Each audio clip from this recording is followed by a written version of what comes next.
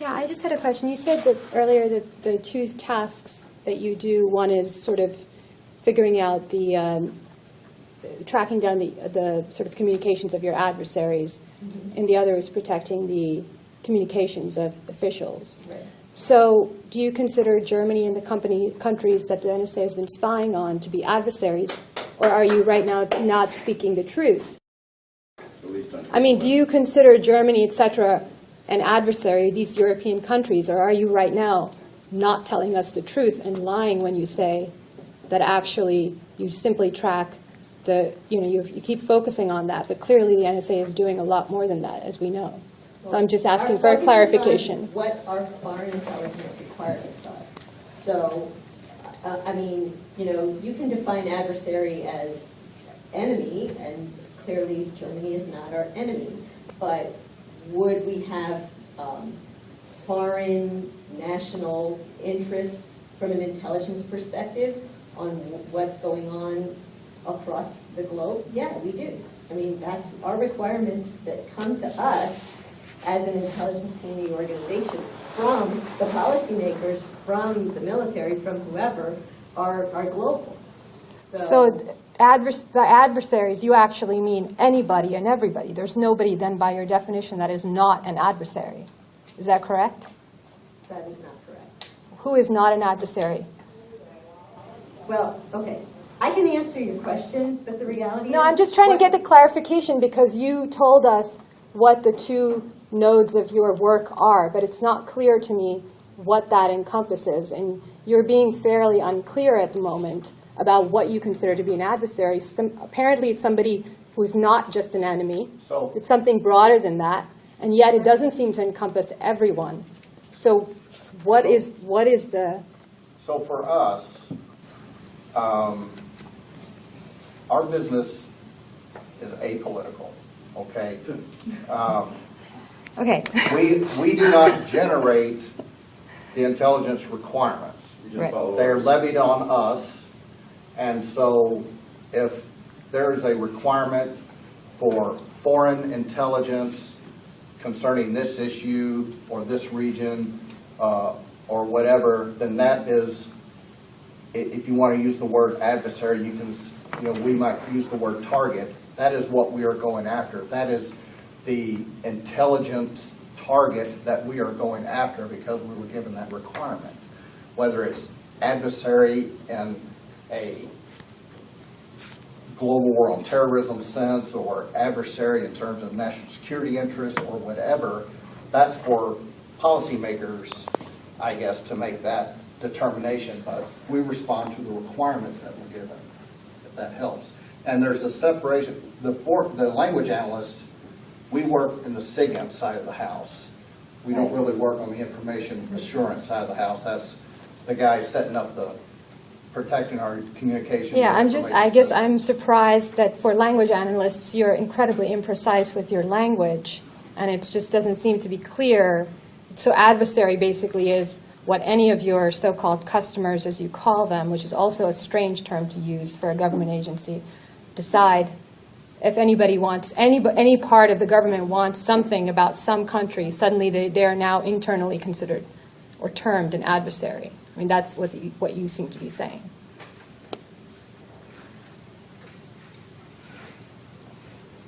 I'm saying you can think about it using that term.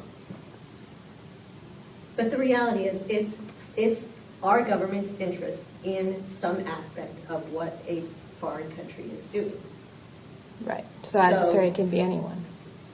As long as they levy the requirement on us through the right vehicle that exists for this, right, and that it is defined in terms of being a foreign intelligence requirement.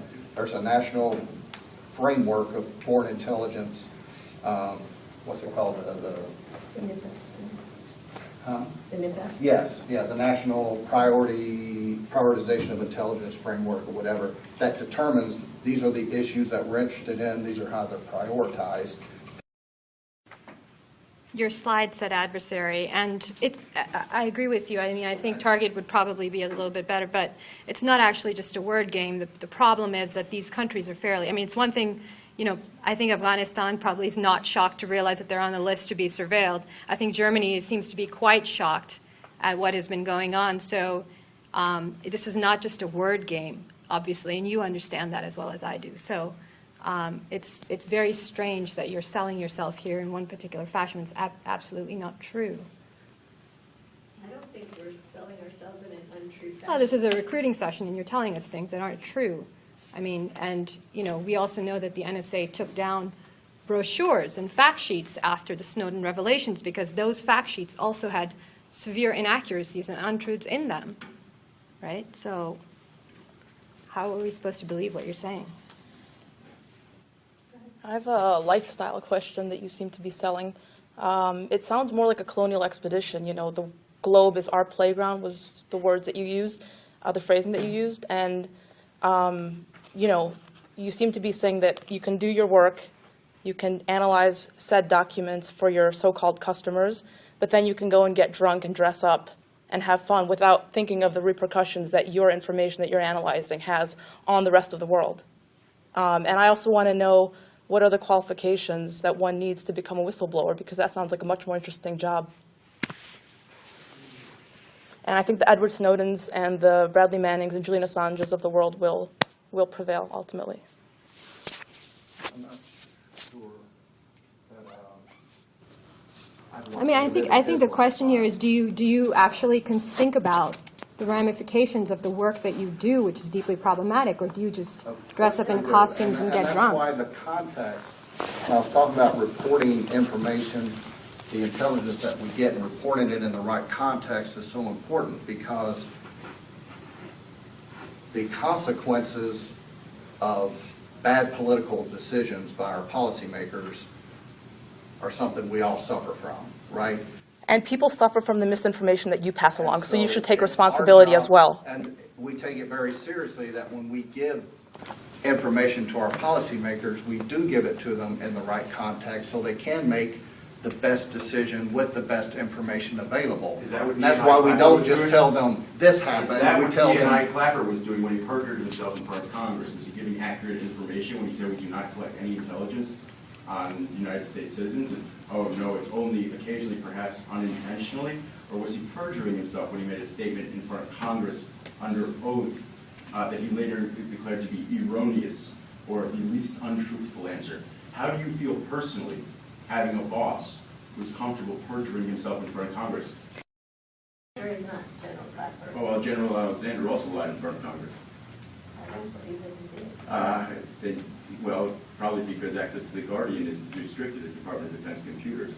I'm sure that they don't encourage people like you to actually think about these things. Thank God for men like Edward Snowden, who your organization is now part of a manhunt, trying to track down, trying to put in a little hole somewhere for the rest of his life. Thank God they exist. And why are you denigrating anything else done with language? We don't do that. We don't read cultural artifacts, or we don't read poetry or things like that. There are other things to do with language than joining this group, okay? And this job isn't for everybody, and that's part of the reason for coming out here is that academia is a great career. So is this people job for with liars? language. Is that what you're saying? Because, clearly you're not able to give us forthright answers.